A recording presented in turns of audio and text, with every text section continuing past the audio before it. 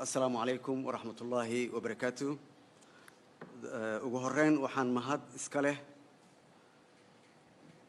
Allah marka labaadna waxaan jecelahay inaan u mahad celiyo madaxweynaha jamhuuriyadda Kenya iyo shacabka Kenya sida wanaagsan ee nalagu soo dhaweeyay magaalada xeebeedka quruxda badan ee Mombasa. mudane madaxweyne, Your Excellency, aad baan ugu faraxsanahay in halkan idinla joogo kadib casuumaad rasmi ah oo aan ka helay madaxweynaha dowladda Kenya Uhuru si aan uga turjumo xiriirka taariikheedka ee saaxiibtinimada ee u dhaxeeya labada dal iyo labada shacab Soomaaliya iyo Kenya, kaas oo ku dhisan darisnimo, iskaashi, xasilooni iyo isxushmeyn.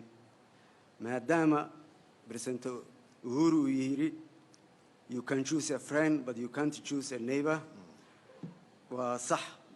arrintaas waa mid meesha ku jirto. saaxiib waa heli kartaa laakiin daris ma dooran kartid. waa mid uu Ilaahay ku dooray oo ah adduunka bilowgiisa iyo adduunka dhamaadkiisa.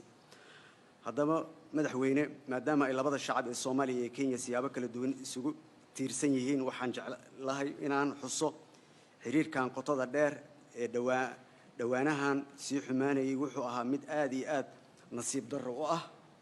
waa inaan dib u dhisnaa xiriirka iyaga halka uu hadda joogo si aan u xoojino iyo kordhinta iskaashiga labada shacab si loo joogteeyo amniga, dhaqaalaha, ganacsiga iyo socodka xorta ah ee dadka, badeecadaha iyo adeegyada aan la'aantood dhaqaalaheenu awoodi karin inuu kobco.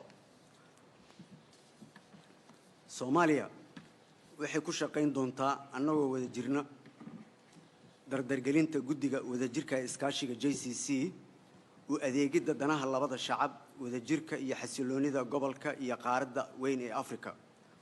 waxaanu baadigoobi doonaa fursadaha noo horseedaya xasilooni waarta iyo nabad ku wada noolaanshaha kaasoo ku salaysan is-ixtiraam iyo wada shaqayn dhab ah iyadoo lagu fogaanayo wax kasta oo wax u dhimaya xiriirkeena.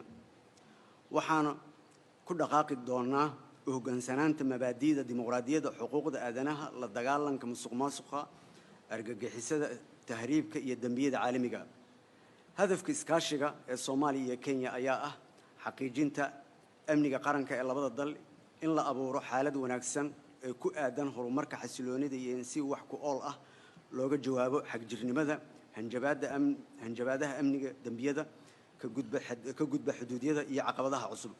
ugu dambeyntii waxaan hoos ka xariiqayaa in aan ka shaqeeyo meelmarinta mabaadi'da kor ku xusan, waxaana aan sii wadi doonaa ilaalinta madax bannaanida iyo qarannimada iyo sidoo kale wada noolaanshaha ku dhisan sinaanta ee wadamada gobolka iyo qaaradda. marka waxaan rabaa horumar iyo barwaaqo iyo sinaan iyo cadaalad aan ka shaqeyno. I'm supporting and I'm standing up for that vision for our fathers, that they stand up for the prosperity and the security of the region. waxaa jiro iyo arrimo xasaasi ah markasta labada dal soo noqnoqda oo ay ugu mid tahay arrinta badda ee maxkamadda hadda taalo jawaabteedina aan sugi doono. marka waxaan jeclahay in waxaas aan ka gudubno, aan horumarkeena ka shaqeyno, ganacsigeena aan ka shaqeyno, wixii mustaqbalka ahna aan si wadajir uga xaajoonno oo aan howlaheena mustaqbalka dhammaysano.